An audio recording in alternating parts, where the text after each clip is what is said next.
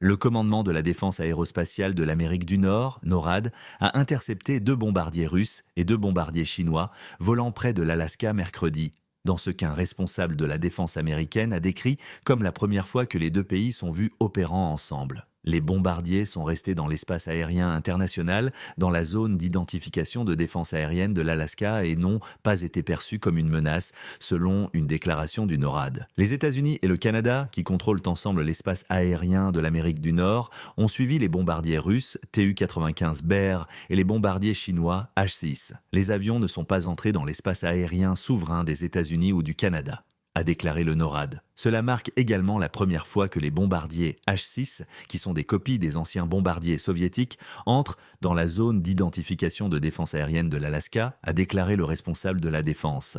Le suivi de ces bombardiers a été effectué par des chasseurs américains F-16 et F-35, ainsi que par des chasseurs canadiens CF-18, selon le responsable de la défense. Des avions de soutien faisaient également partie du suivi, a ajouté le responsable. Les vols russes dans la zone d'identification de défense aérienne de l'Alaska ne sont pas rares. En mai, la Russie a envoyé 4 avions dans cette zone de l'Alaska. Mais la présence d'avions chinois semble être un développement nouveau. En mars, le chef du commandement nord des États-Unis, le général Grégory Guillot, a déclaré que la Chine poussait plus profondément dans l'Arctique et qu'il s'attendait à voir des avions chinois là-bas très bientôt.